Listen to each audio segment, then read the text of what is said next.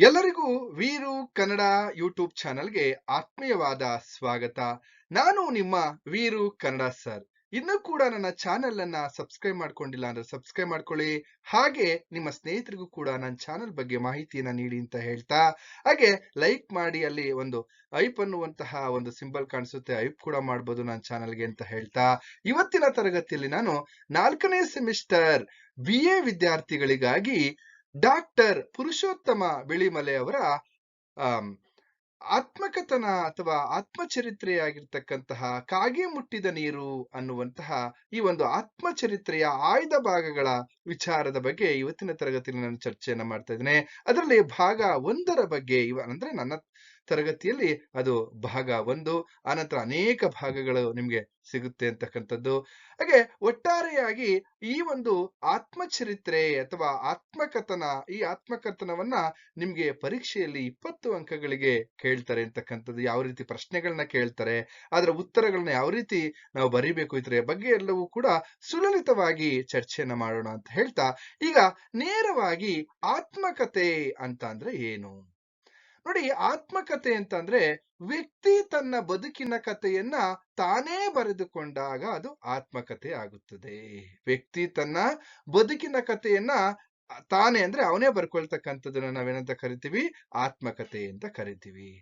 ಹಾಗಾದ್ರೆ ಆ ಆತ್ಮಕಥೆಗಳಲ್ಲಿ ಯಾವ ಯಾವ ವಿಚಾರಗಳು ಅಡಕವಾಗಿರ್ತವೆ ಅನ್ನೋದನ್ನ ನಾವು ನೋಡೋದಾದ್ರೆ, ಅಲ್ಲಿ ನಾವು ಗಮನಿಸಬಹುದು, ಸಮಾಜದ ಮಧ್ಯೆ ಬದುಕುವಂತಹ ವ್ಯಕ್ತಿ ತನ್ನ ಬದುಕಿನ ಕಥೆಯೊಂದನ್ನ ತನ್ನ ಕಾಲದ ಸಂಸ್ಕೃತಿ, ಹಾಗೆಯೇ ತನ್ನ ಕಾಲದ ಸಾಮಾಜಿಕ ಸ್ಥಿತಿಗತಿ, ಹಾಗೆ ಪರಿಸರ, ಇತಿಹಾಸ, ಹೀಗೆ ಹಲವಾರು ವಿಷಯಗಳನ್ನ ಆತ್ಮಚರಿತ್ರೆಯಲ್ಲಿ ಇಲ್ಲಿ ಬರ್ಕೊಳ್ತಾರೆ ಅಥವಾ ಸೇರಿಸಲಾಗುತ್ತೆ. ಅವರ ಬಾಲ್ಯದ ನೆನಪುಗಳಿರ್ಬೋದು, ಇವೆಲ್ಲವೂ ಆತ್ಮಚರಿತ್ರೆಯಲ್ಲಿ ಸೇರ್ಕೊಂಡಿರ್ತವೆ ಅಂತಕ್ಕಂಥದ್ದು.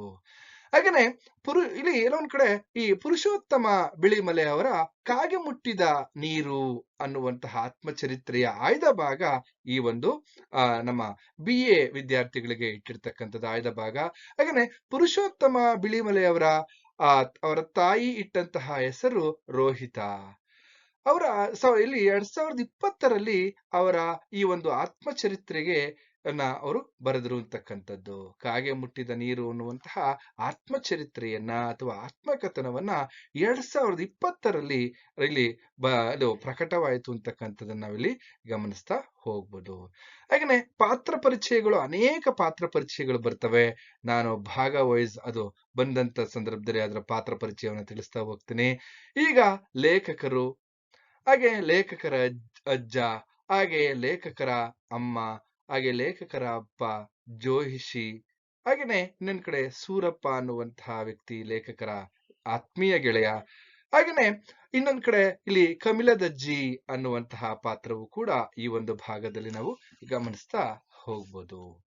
ಹೀಗೆ ಮುಂದುವರೆದಂತೆ ನಾವು ನೇರವಾಗಿ ನೋಡೋದಾದ್ರೆ, ವಿದ್ಯೆ ಇಲ್ಲದ ಇಲ್ಲಿ ಎಲ್ಲ ಒಂದ್ ಕಡೆ ಜಾತಕದವನು ಹುಟ್ಟಿದ್ದು ಮಾತ್ರವಲ್ಲದೆ ಶಾಲೆಗೆ ಓದದ್ದು ಅಂತಕ್ಕಂಥ. ನೋಡಿ, ಈ ಒಂದು ಆಯ್ದ ಭಾಗದಲ್ಲಿ ನಾವು ಗಮನಿಸ್ತಕ್ಕಂಥ ವಿಚಾರ ಯಾವ್ದಪ್ಪ ಅಂದ್ರೆ, ವಿದ್ಯೆ ಇಲ್ಲದ ಜಾತಕದವನು ಹುಟ್ಟಿದ್ದು, ಹಾಗೇನೆ ಇಲ್ಲಿ ಮಾತ್ರವಲ್ಲದೆ ಶಾಲೆಗೂ ಕೂಡ ಓದಿದ್ದು. ಇಲ್ಲಿ ಎಲ್ಲ ಒಂದ್ ಕಡೆ ಓದದಂತಹ ವಿಚಾರಗಳು, ಹೇಗೆ ಅವರು ಇವನಿಗೆ ವಿದ್ಯೆ ಹತ್ತಲ್ಲ ಅಂತಕ್ಕಂಥದ್ದು, ಆನಂತರ ಶಾಲೆಗೆ ಹೋಗ್ತಕ್ಕಂಥದ್ದು, ಆನಂತರ ಡಾಕ್ಟರ್ ಪುರುಷೋತ್ತಮ ಬಿಳಿಮಲೆ ಆಗ್ತಕ್ಕಂಥದ್ದು, ಇವೆಲ್ಲ ನೋಡಿ.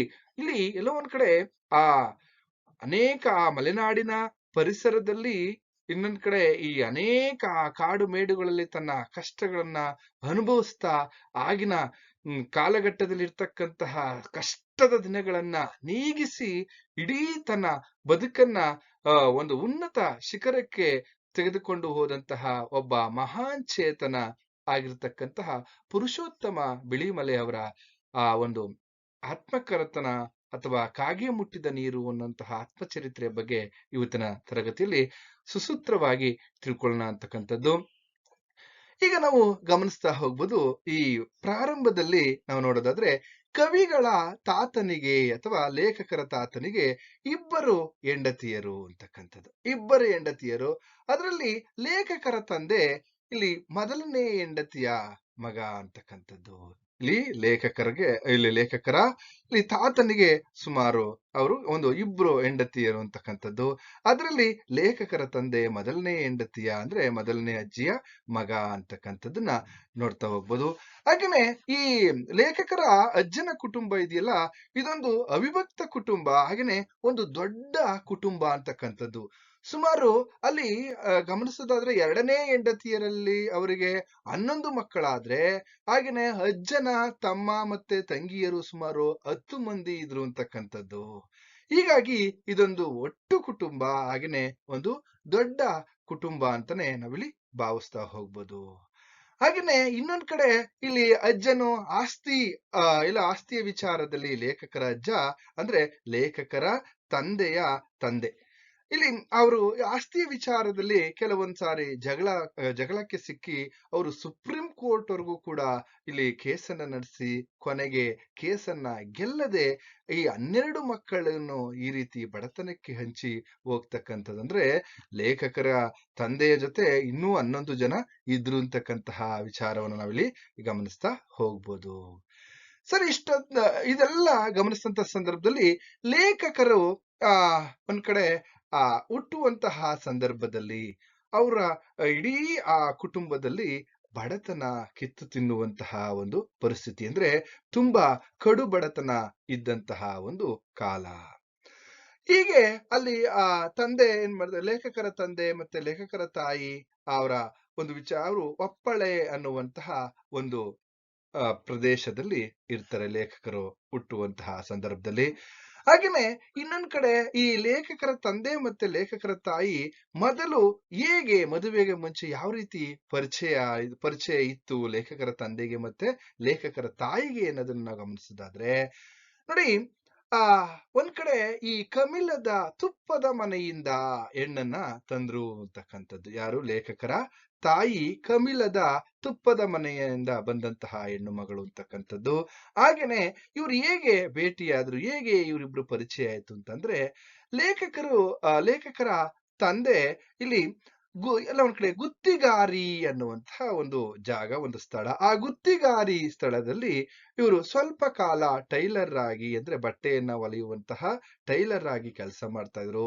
ಆಗ ರವಕೆಯನ್ನ ಹೊಲಿಸ್ಕೊಳ್ಳೋದಕ್ಕೆ ಬಂದಂತಹ ಸಂದರ್ಭದಲ್ಲಿ, ಅಂದ್ರೆ ಬ್ಲೌಸ್ ಅನ್ನ ಹೊಲಿಸ್ಕೊಳಕ್ ಬಂದಂತಹ ಸಂದರ್ಭದಲ್ಲಿ ಅಲ್ಲಿ ಎಲ್ಲ ಒಂದ್ ಕಡೆ ಪರಿಚಯ ಆಗಿ, ಆನಂತರ ಲೇಖಕರ ತಾಯಿ ಮತ್ತೆ ಅವರ ತಂದೆ ವಿವಾಹವನ್ನ ಆಗ್ತಕ್ಕಂಥದ್ದನ್ನ ನಾವಿಲ್ಲಿ ಗಮನಿಸ್ತಾ ಹೋಗ್ಬೋದು.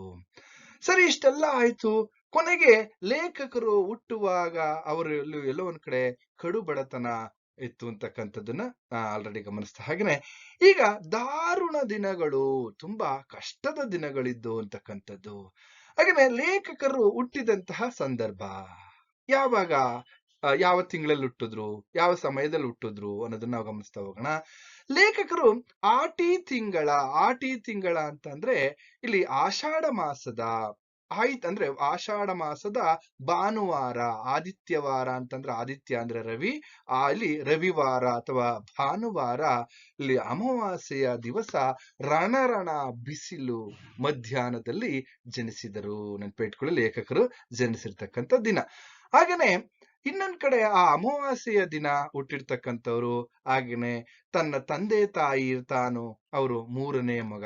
ಇಲ್ಲಿ ಆಲ್ರೆಡಿ ಲೇಖಕರಿಗೆ 2 ಅಣ್ಣಂದಿರಿದ್ರು, ಇವರು 3ನೇ ಮಗನಾಗಿ ಜನಿಸ್ತಾರೆ. ಅವ್ರ ತಂದೆ ತಾಯಿ ಇಬ್ರು ಕೂಡ 3ನೇದು ಹೆಣ್ಮಗು ಆಗ್ಲಿ ಅಂತ ಅನ್ಕೊಳ್ತಾರೆ. ಆದ್ರೆ ಅಲ್ಲಿ ಲೇಖಕರು ಜನಿಸ್ತಕ್ಕಂಥದ್ದು ಇನ್ನೊಂದು ಗಂಡು ಮಗು ಜನಿಸುತ್ತೆ. ಸರಿ, ಇಷ್ಟೆಲ್ಲ ಆದ್ಮೇಲೆ ಕೊನೆಗೆ ಒಂದ್ ಕಡೆ ರಾಹುಕಾಲವನ್ನ ನೋಡದೆ, ಅಂದ್ರೆ ರಾಹುಕಾಲದಲ್ಲಿಯೇ ಹುಟ್ಟಿದ್ರು ಅಂತಕ್ಕಂತಹ ಒಂದು ವಿಚಾರವನ್ನು ಕೂಡ ಹೇಳ್ತಾ ಇದ್ದಾರೆ. ಹಾಗಾದ್ರೆ ಲೇಖಕರು ಹುಟ್ಟಿದಂತಹ ಸಂದರ್ಭದಲ್ಲಿ ಹೇಗಿದ್ರು, ಅವರ ಮುಖಚರ್ಯೆ ಆಗಿರ್ಬೋದು, ಅವರ ದೇಹ ಸೌಂದರ್ಯ ಹೇಗಿತ್ತು ಅನ್ನೋದ್ರ ಬಗ್ಗೆ ನಾವು ಗಮನಿಸ್ತಾ ಹೋಗೋಣ. ನೋಡಿ, ನೆಲದ ಮೇಲೆ ಮಲಗಿಸಿದ್ದಾರೆ ಆ ಮಗುವನ್ನ. ಮಲಗಿಸಿದಂತಹ ಸಂದರ್ಭದಲ್ಲಿ ಕರ್ರಗೆ ಕುಳ್ಳಗೆ ಕುರೂಪದಲ್ಲಿ ಇರ್ತಕ್ಕಂತಹವರು, ಎಲ್ಲರನ್ನ ಇಲ್ಲಿ ಮೀರಿಸುವಂತಹ ಒಂದು ವಿಚಾರ. ಯಾಕಂದ್ರೆ ಕರ್ರಗಿದ್ದಾರೆ, ಕುಳ್ಳುಕಿದ್ರು ಎಲ್ರು. ಮತ್ತೆ ಇನ್ನೊಂದ್ ಕಡೆ ತಂದೆ ತಾಯಿ ಇಬ್ರು ಕೂಡ ಸೇರಿ ಅವ್ರಿಗೆ ಎಲ್ಲೋ ಒಂದ್ ಕಡೆ ರೋಹಿತ ಅಂತ ಹೆಸರನ್ನ ಇಡ್ತಾರೆ. ಲೇಖಕರ ಬಾಲ್ಯದ ಹೆಸರು ರೋಹಿತ ಅಂತಕ್ಕಂಥದ್ದು, ಅಂದ್ರೆ ರೋಹಿತ ಅನ್ನುವಂತಹ ಹೆಸರನ್ನ ಇಡ್ತಾರೆ. ಆ ನಂತರ ಬಂದವರೆಲ್ಲರೂ ಕೂಡ ಮಗುವನ್ನ ನೋಡ್ತಾ, ಮಗುವನ್ನ ದಾಟ್ತಾ ಹಾಗೇನೆ ಇಲ್ಲಿ ಹೋಗ್ತಾ ಇರ್ತಕ್ಕಂಥದ್ದು. ಸರಿ, ಈ ಲೇಖಕರು ಹುಟ್ಟಿದ ಮೇಲೆ ಅವರಿಬ್ಬರು ಅಣ್ಣಂದಿರನ್ನ ಇಲ್ಲಿ ಎಲ್ಲ ಒಂದ್ ಕಡೆ ಕಮಿಲಜ್ಜಿಯ ಮನೆಗೆ ಕಳಿಸ್ತಕ್ಕಂಥದ್ದು. ಕಮಿಲದ ಅಜ್ಜಿ, ಆ ಕಮಿಲಾ ಅಂತಕ್ಕಂಥದ್ದು ಒಂದು ಸ್ಥಳ, ಅಲ್ಲಿ ಅಜ್ಜಿಯ ಮನೆಗೆ ಕಳಿಸ್ತಕ್ಕಂಥದ್ದು. ಅಂದ್ರೆ ಲೇಖಕರ ಲೇಖಕರ ತಾಯಿ ಇದಾರಲ್ಲ, ಅವರ ಅಮ್ಮನ ಮನೆಗೆ ಕಳಿಸ್ತಕ್ಕಂಥದ್ದು.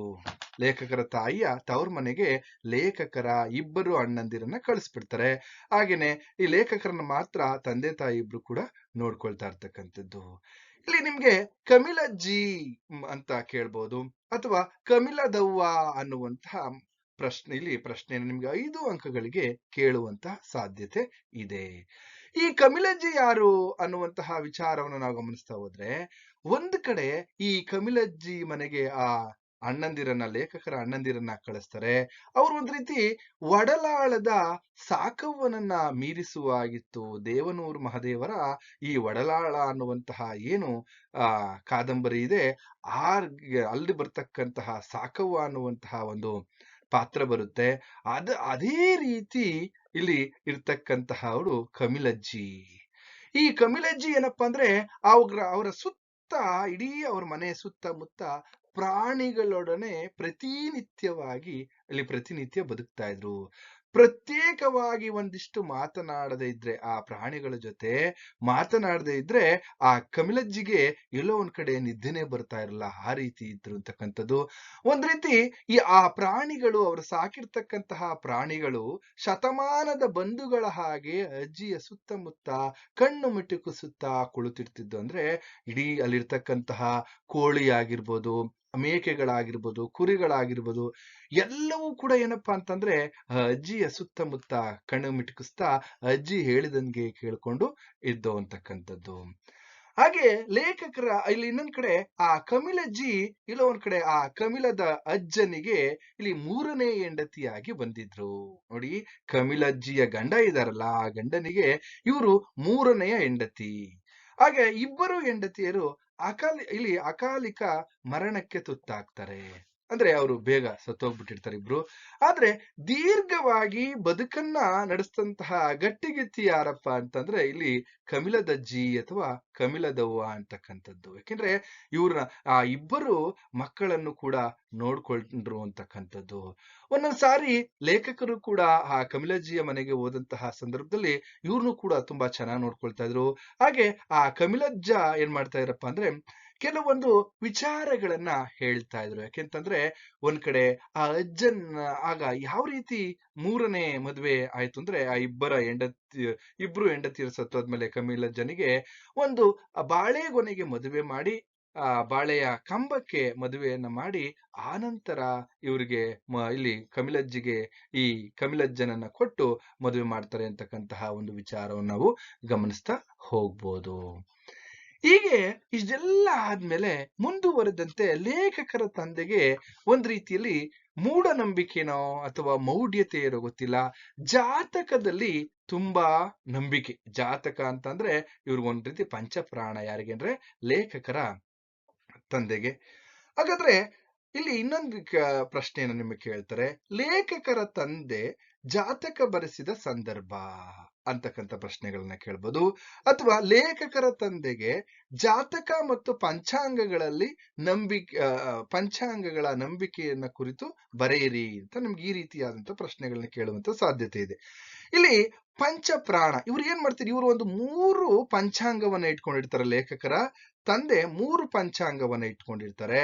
ಒಂದು ಉಡುಪಿಯ ಕೃಷ್ಣ ಪಂಚಾಂಗ, ಇನ್ನೊಂದು ಉದ್ಯಾವರ ಪಂಚಾಂಗ, ಇನ್ನೊಂದು ಏನಪ್ಪಾ ಅಂದ್ರೆ ಇಲ್ಲಿ ಹುಬ್ಬಳ್ಳಿ ಕಡೆಯ ಭಾಗ್ಯೋದಯ ಪಂಚಾಂಗ. ಈ 3 ಪಂಚಾಂಗವನ್ನು ಇಟ್ಕೊಂಡಿರ್ತಾರೆ. ಏನಾದರೂ ಘಟನೆಗಳು ನಡೆದರೆ ಆ 3 ಪಂಚಾಂಗವನ್ನ ನೋಡಿ ಒಂದು ನಿರ್ಧಾರಕ್ಕೆ ಬರ್ತಿದ್ರು. ಲೇಖಕರು ಹುಟ್ಟಿದ ಮೇಲೆ ಲೇಖಕರ ಜಾತಕವನ್ನ ನೋಡೋದಕ್ಕೆ ಈ 3 ಪಂಚಾಂಗದಲ್ಲೂ ನೋಡ್ತಾರೆ. ಆ 3 ಪಂಚಾಂಗದಲ್ಲಿಯೂ ಕೂಡ ಎಲ್ಲೋ ಒಂದ್ ಕಡೆ ಜಾತಕ ಸರಿ ಬರದೇ ಇರ್ತಕ್ಕಂಥ ಸಂದರ್ಭದಲ್ಲಿ ದುರಾದೃಷ್ಟವಶತ್ ಇನ್ನೊಂದ್ ಕಡೆಯಲ್ಲಿ ಕೇರಳ ಮತ್ತೆ ಕರ್ನಾಟಕದ ಗಡಿಭಾಗದಲ್ಲಿ ವಾಸಿಸ್ತಾ ಇರ್ತಕ್ಕಂತಹ ಒಬ್ಬ ಜ್ಯೋತಿಷಿ ಹತ್ರ ಹೋಗಿ ಇವರು ಜಾತಕವನ್ನ ಬರೆಸ್ತಾರೆ. ಆ ಜಾತಕವನ್ನ ಬರೆಸ್ತಂತ ಸಂದರ್ಭದಲ್ಲಿ ಆ ಯಥಾ ಪ್ರಕಾರ ಆ ಆ ಒಂದು ವ್ಯಕ್ತಿ ಈ 3 ಪಂಚಾಂಗದಲ್ಲಿಯೂ ಕೂಡ ಏನತ್ತಪ್ಪ ಅಂದ್ರೆ ಇವ್ರಿಗೆ ಇಲ್ಲಿ ಎಲ್ಲ ಒಂದ್ ಕಡೆ ವಿದ್ಯಾವಂತನಾಗುವಂತಹ ಯೋಗ ಇಲ್ಲ ಅಂತಾನೆ ಬಂತು. ಅದೇ ರೀತಿ ಈ ಕೇರಳದ ಮತ್ತು ಕರ್ನಾಟಕದ ಗಡಿ ಭಾಗದಲ್ಲಿ ವಾಸ ಮಾಡ್ತಾ ಇರ್ತಕ್ಕಂಥ ಜ್ಯೋತಿಷಿ ಹತ್ರ ಹೋಗಿ ಇಲ್ಲಿ ಪಂಚಾಂಗವನ್ನ ಜಾತಕವನ್ನ ಬರೆಸ್ತಾರೆ. ಆ ಜಾತಕ ಬರೆಸರು ಅಲ್ಲೂ ಕೂಡ ಇವನಿಗೆ ವಿದ್ಯೆ ಹತ್ತೋದಿಲ್ಲ, ಇವನಿಗೆ ವಿದ್ಯೆಯ ಯೋಗ ಇಲ್ಲ ಅಂತ ಬಂತು. ಯಾಕೆ ಅಂತಂದ್ರೆ ಇವನ ಜಾತಕದ 5ನೇ ಮನೆಯಲ್ಲಿ ಕೇತು ಗ್ರಹ ಕೂತಿರೋದ್ರಿಂದ ಇವನಿಗೆ ಯಾವುದೇ ಕಾರಣಕ್ಕೂ ಇಲ್ಲಿ ವಿದ್ಯೆ ಹತ್ತೋದಿಲ್ಲ. ಇನ್ನೊಂದ್ ಕಡೆ ಏನಪ್ಪಾ ಅಂತಂದ್ರೆ ಇವನು ಪಿತೃ ದ್ವೇಷಿಯಾಗಿರ್ತಾನೆ, ತಂದೆಯನ್ನ ದ್ವೇಷಿಸ್ತಾನೆ ಅನ್ನೋ ರೀತಿಯಲ್ಲಿ ಆ ಒಂದು ಜಾತಕ ಇತ್ತು. ಹಾಗಾಗಿ ಕೊನೆಗೆ ಯಾವಾಗ್ಲೂ ಕೂಡ ಒಂದ್ ರೀತಿಯಲ್ಲಿ ಭಿನ್ನಾಭಿಪ್ರಾಯಗಳು ಲೇಖಕರಿಗೆ ಮತ್ತು ಲೇಖಕರ ತಂದೆಗೆ ಬರ್ತಾ ಇರ್ತಕ್ಕಂಥದ್ದು. ನಿನ್ನ ಜಾತಕದಲ್ಲಿಯೇ ಆಗಿದೆ, ಏನ್ ಮಾಡೋದು ಅಂತ ಹೇಳ್ತಕ್ಕಂಥದ್ದು. ಇದೆಲ್ಲ ಆಯ್ತು. ಕೊನೆಗೆ ಈ ಲೇಖಕರ ತಂದೆ ಮತ್ತೆ ತಾಯಿಯರ ಜೊತೆಯಲ್ಲಿ ಈಗ ಯಾಕೆಂದ್ರೆ ಇನ್ನೊಂದು ನಾವು ಗಮನಿಸ್ತಾ ಹೋಗ್ಬೋದು, ಲೇಖಕರ ಬಾಲ್ಯದ ಜೀವನ ಒಂದು ರೀತಿಯಲ್ಲಿ ಪಯಣದ ಬದುಕು ಅಂತಾನೆ ನಾವಿಲ್ಲಿ ಗಮನಿಸ್ತಾ ಹೋಗ್ಬೋದು. ಯಾಕೆಂತಂದ್ರೆ ಈಗ ಹೊಪ್ಪಾಳೆಯಲ್ಲಿದ್ದಾರೆ. ಈ ನಂತರ ಈಗ ಏನ್ ಮಾಡ್ತಾ ಇದಾರಪ್ಪ ಅಂದ್ರೆ ಲೇಖಕರು ತನ್ನ ತಂದೆಯ ಜೊತೆ ಈ ಹೊಪ್ಪಾಳೆಯನ್ನ ಬಿಟ್ಟು ಏನೇಕಲ್ಲು ಎಂಬಂತಹ ಒಂದು ಊರಿಗೆ ಬರ್ತಾ ಇದ್ದಾರೆ. ಏನೇಕಲ್ಲು ಅನ್ನುವಂತಹ ಊರಿಗೆ ಬಂದಂತ ಸಂದರ್ಭದಲ್ಲಿ ಅಲ್ಲೆಲ್ಲ ಯಾವ ರೀತಿ ಇತ್ತು ಪ್ರಕೃತಿ ಇವನ್ನೆಲ್ಲ ನಾವು ನೋಡೋಣ. ಅಲ್ಲಿ ಯಾರು ಪರಿಚಯ ಆಗ್ತಾರೆ, ಅಲ್ಲಿರ್ತಕ್ಕಂತಹ ಮನೆ ಹೇಗಿತ್ತು. ಯಾಕೆಂದ್ರೆ ಒಂದು ಸಣ್ಣ ಒಂದು ಮನೆಯನ್ನ ಕಟ್ಕೊಳ್ತಾರೆ, ಮಣ್ಣಿನ ಮನೆ. ಅಲ್ಲಿ ಒಲೆಯನ್ನ ಹೂಡ್ತಕ್ಕಂಥದ್ದು, ಸುತ್ತ ಸೌದೆಗಳ ತುಂಡು, ಪಕ್ಕದಲ್ಲಿ ಒಂದು ಕಲ್ಲನ್ನ ಇಟ್ಟು ಅಲ್ಲಿ ಈ ಒಂದು ಮನೆಯನ್ನ ಮಾಡ್ಕೊಳ್ತಾರೆ. ಅಂದ್ರೆ ಸುತ್ತ ಅಲ್ಲೊಂದ್ ಕಡೆ ಬಿದಿರಿನ ಮನೆಯ ರೀತಿಯಲ್ಲಿ ಅದಕ್ಕೆ ಮಣ್ಣಿನ ಗೋಡೆಯನ್ನ ಕಟ್ಟಿ ಮಾಡ್ಕೊಳ್ತಕ್ಕಂಥದ್ದು, ಅದಕ್ಕೆ ಒಂದು ತಡಿಕೆಯನ್ನ ಮಾಡ್ಕೊಂಡಿರ್ತಾರೆ. ಅದು ಹೇಗಪ್ಪ ಅಂದ್ರೆ ಯಾವುದೇ ರೀತಿಯಾದಂತಹ ಬೀಗ ಏನು ಕೂಡ ಇರೋದಿಲ್ಲ. ಹಾಗೇನೆ ಇರ್ತಕ್ಕಂತಹ ಒಂದು ಸಣ್ಣ ಒಂದು ಗುಡಿಸಲ ರೀತಿಯಲ್ಲಿ ಇರ್ತಕ್ಕಂಥ ಒಂದು ಮನೆಯನ್ನ ಕಟ್ಕೊಂಡ್ರು. ಹೀಗೆ ಸುಮಾರು ಅಪ್ಪ ಮನೆಯಲ್ಲಿಲ್ಲದ ದಿವಸ ಅವ್ರು ಏನ್ ಮಾಡ್ತಾ ಇದಾರಪ್ಪ ಅಂತಂದ್ರೆ ಆ ಬಾಗಿಲಿಗೆ ಒಂದ್ ಕಡೆ ಕಡೆಗೋಲನ್ನ ಇಡ್ತಕ್ಕಂಥದ್ದು. ಯಾಕೆಂದ್ರೆ ಆ ಕಡೆಯಿಂದ ಯಾವ್ದಾದ್ರು ತಳ್ಳಬಾರ್ದು ಅಂತ ಹೇಳಿ. ಹಾಗಾಗಿ ಕೆಲವ್ರು ಏನಪ್ಪಾ ಅಂದ್ರೆ ಆ ಏನೇ ಕಲ್ಲಿನ ಒಳಗೆ ಎಲ್ಲ ಒಂದ್ ಕಡೆ ಕೆಲಸಕ್ಕೆ ಸೇತುವೆ ಕಟ್ಟುವ ಕೆಲಸಕ್ಕೆ ಬಂದಿರ್ತಕ್ಕಂತಹ ಸಂದರ್ಭದಲ್ಲಿ ಕೆಲವರು ಜನ ಬಂದಿರ್ತಾರೆ. ಆಗ ಅವ್ರ ಮನೆ ಹತ್ರ, ಯಾಕೆಂದ್ರೆ ಆ ಕಾಡಲ್ಲಿ ಇರ್ತಕ್ಕಂಥ ಮನೆ ಹತ್ರ ನೀರನ್ನ ಕೇಳಕ್ ಬಂದಾಗ ಅವ್ರ ತಾಯಿ ಎಲ್ಲ ಒಂದ್ ಕಡೆ ಬೈತಾರೆ. ಯಾಕೆಂದ್ರೆ ಇವ್ರು ಏನಾದ್ರು ರಾತ್ರಿ ಹೊತ್ತು ಬಂದು ನಮ್ಮ ಮನೆಯಲ್ಲಿ ಕಳ್ತನ ಅಥವಾ ನಮ್ಗೇನಾದ್ರು ಇವ್ರು ತೊಂದರೆಯನ್ನ ಮಾಡ್ಬೋದು ಅಂತ ಹೇಳಿ ಬೈತಾ ಇದ್ರು. ಯಾಕೆಂದ್ರೆ ಇಲ್ಲಿ ಲೇಖಕರ ತಂದೆಗೆ ಈ ಒಂದ್ ಕಡೆ ಈ ಯಕ್ಷಗಾನ ಅಂತ ಅಂದ್ರೆ ತುಂಬಾ ಪಂಚಪ್ರಾಣ. ಅವರು ಯಕ್ಷಗಾನವನ್ನ ಇಲ್ಲಿ ಅಭಿನಯ ಮಾಡೋದಕ್ಕೆ ಹೊರಟೋಗ್ತಾ ಇದ್ರು ಅಂತಕ್ಕಂಥದ್ದು. ಹಾಗಾಗಿ ಎಲ್ಲ ಒಂದ್ ಕಡೆ ಲೇಖಕರ ತಾಯಿ ಇಲ್ಲಿ ಲೇಖಕರಿಗೆ ಹೇಳ್ತಾ ಇದ್ರು, ಯಾರು ಬಂದ್ರು ರಾತ್ರಿ ಹೊತ್ತು ಈ ತಟ್ಟಿಗೆಯನ್ನ ಅಥವಾ ಬಾಗಿಲನ್ನ ತೆಗಿಬೇಡ ಅಂತಕ್ಕಂಥದ್ದು. ಹಾಗೆ ಮುಂದುವರೆದಂತೆ ಆ ಲೇಖಕರ ಏನೇಕಲ್ಲಿನಲ್ಲಿ ಕಳೆದಂತಹ ನೆನಪುಗಳನ್ನ ಇಲ್ಲಿ ಗಮನಿಸೋದಾದ್ರೆ, ಆ ಏನೇಕಲ್ಲಿನಲ್ಲಿ ಲೇಖಕರು ಅನೇಕ ನೆನಪುಗಳನ್ನ ಇಲ್ಲಿ ಹೇಳ್ತಾ ಹೋಗ್ತಾರೆ. ಅವರು ಅಲ್ಲಿ ತುಂಬಿ ಹರಿಯುತ್ತಿದ್ದಂತಹ ವಿಶಾಲವಾಗಿರ್ತಕ್ಕಂತಹ ಒಂದು ಹೊಳೆ ಇದೆ. ಆ ಹೊಳೆನೇ ಅವರಿಗೆ ಎಲ್ಲೋ ಒಂದ್ ಕಡೆ ಸಂಗಾತಿಯಾಗಿತ್ತು, ಒಂದು ರೀತಿ ಜೊತೆಗಾರ ಅನ್ನೋ ರೀತಿಯಲ್ಲಿ. ಆ ಪ್ರಕೃತಿಯ ಮಡಿಲಲ್ಲಿ ಆ ಹೊಳೆಯನ್ನ ನೋಡ್ತಾ, ಆ ಹೊಳೆಯಲ್ಲಿ ಈಜನ್ನ ಕಲಿತಾರೆ. ಆ ದಡದಿಂದ ಈ ದಡಕ್ಕೆ ಈಜನ್ನ ಕಲಿತಕ್ಕಂಥದ್ದು. ಹಾಗೆಯೇ ಮಳೆಗಾಲದಲ್ಲಿ ಬರುತ್ತಿದ್ದಂತಹ ಆ ಹೊಳೆಯಲ್ಲಿ ತೇಲಿ ಬರ್ತಾ ಇರ್ತಕ್ಕಂತಹ ತೆಂಗಿನಕಾಯಿಗಳನ್ನ ಮನೆಗೆ ತರ್ತಕ್ಕಂಥದ್ದು. ಆನಂತರದಲ್ಲಿ ತಾಯಿ ಅದು ಅಪಾಯ, ಅದು ಕೆಲಸ, ನೀನು ಒಳಗೆ ಅಲ್ಲಿ ಈ ತರದ ಸಾಹಸ ಕೆಲಸವನ್ನ ಮಾಡಬೇಡ ಅಂತ ಹೇಳ್ತಾ ಇರ್ತಕ್ಕಂಥದ್ದು. ಅದಾದ್ಮೇಲೆ ಅಲ್ಲಿ ಒಬ್ಬ ಗೆಳೆಯ ಪರಿಚಯ ಆಗ್ತಾನೆ. ಅವನ ಹೆಸರು ಸೂರಪ್ಪ. ಈ ಸೂರಪ್ಪ ಎಲ್ಲೋ ಒಂದ್ ಕಡೆ ಮೀನನ್ನ ಹಿಡಿತಕ್ಕಂತಹ ಒಂದು ಕೆಲಸವನ್ನ, ಮೀನನ್ನ ಹಿಡಿಯುವ ಒಂದು ಕಾರ್ಯವನ್ನ ಇಲ್ಲಿ ಹೇಳ್ಕೊಡ್ತಕ್ಕಂಥದ್ದನ್ನ ನಾವು ಗಮನಿಸ್ತಾ ಹೋಗ್ಬೋದು. ಯಾಕೆಂತಂದ್ರೆ ಸೂರಪ್ಪ ಗಾಳ ಹಾಕಿ ಮೀನನ್ನ ಹಿಡಿಯಲು ಒಂದ್ ಕಡೆ ಕಲಿಸ್ತಾ ಅಂತಕ್ಕಂಥದ್ದು. ಹಾಗೆ ಲೇಖಕರಿಗೆ ಮೀನನ್ನ ಹಿಡಿಯುವುದನ್ನ ಕಲಿಸ್ತಕ್ಕಂತಹ ವ್ಯಕ್ತಿ ಯಾರಪ್ಪ ಅಂದ್ರೆ ಅವರ ಬಾಲ್ಯದ ಗೆಳೆಯ ಸೂರಪ್ಪ. ಲೇಖಕರು ಆ ಏನೇಕಲ್ಲು ಹೊಳೆಯಲ್ಲಿ ಏನ್ ಮಾಡ್ತಾ ಇದ್ದಾರೆ ಅಂದ್ರೆ ಅವರು ಈಜ್ತಕ್ಕಂಥದ್ದು ಇರ್ಬೋದು. ಹಾಗೇನೆ ಅಲ್ಲಿರ್ತಕ್ಕಂತಹ ಮೀನುಗಳನ್ನ ಹಿಡಿದು ಮನೆಗೆ ತರ್ತಕ್ಕಂಥದ್ದು, ತೆಂಗಿನಕಾಯಿಗಳನ್ನ ತರ್ತಕ್ಕಂಥದ್ದು ಎಲ್ಲವೂ ಕೂಡ ಮಾಡ್ತಾ ಇದ್ರು. ಹಾಗೇನೆ ಆ ಮೀನನ್ನ ಹಿಡಿಯೋದಕ್ಕೆ ಎರೆಹುಳುಗಳನ್ನ, ಮಣ್ಣನ್ನ, ನೆಲವನ್ನ ಅಗೆದು ಅದರಲ್ಲಿ ಇದ್ದಂತಹ ಒಂದ್ ಕಡೆ ಎರೆಹುಳುಗಳನ್ನ ತೆಗೆದು ಆ ಗಾಳಕ್ಕೆ ಹಾಕಿ ಅದನ್ನ ತಿನ್ನೋದಕ್ಕೆ ಬರ್ತಕ್ಕಂತಹ ಮೀನುಗಳನ್ನ ಹಿಡಿದು ತಂತಕ್ಕಂಥದ್ದು, ಇದು ಎಲ್ಲ ಬಾಲ್ಯದಲ್ಲಿ ಅನೇಕ ತುಂಟಾಟಗಳನ್ನ ಮಾಡ್ತಾ ಇದ್ರು ಅಂತಕ್ಕಂಥದ್ದು. ಹಾಗೇನೆ ಅಲ್ಲಿ ಆ ಹೊಳೆಯಲ್ಲಿ ಮೈ ತೊಳೆಯಲಿಕ್ಕೆ ಬಂದಂತಹ ದನಗಳ ಬಾಲವನ್ನ ಹಿಡಿದು ಇಲ್ಲಿ ಎಲ್ಲೊಂದ್ ಕಡೆ ಅಪಾಯಕಾರಿಯಾಗಿರ್ತಕ್ಕಂತಹ ಹೊಂಡಗಳಲ್ಲಿ ಸಲೀಸಾಗಿ ದಾಟಿಕೊಂಡು ಬರ್ತಕ್ಕಂತಹ ಈ ಎಲ್ಲಾ ಆಟಪಾಠಗಳನ್ನ ನಾವು ಗಮನಿಸ್ತಾ ಹೋಗ್ಬೋದು. ಇದಿಷ್ಟು ಭಾಗ 1ರ ವಿಚಾರ. ಭಾಗ 2ರಲ್ಲಿ ಇನ್ನೂ ಅನೇಕ ಮಾಹಿತಿಯನ್ನ ನಾವು ತಿಳ್ಕೊಳ್ಳೋಣ ಅಂತ ಹೇಳ್ತಾ ನಿಮ್ಗೆಲ್ರಿಗೂ ಶುಭವಾಗ್ಲಿ ಅಂತ ಹೇಳಿ ಇಲ್ಲಿಗೆ ಈ ತರಗತಿಯನ್ನ ಮುಗಿಸ್ತಾ ಇದ್ದೀನಿ.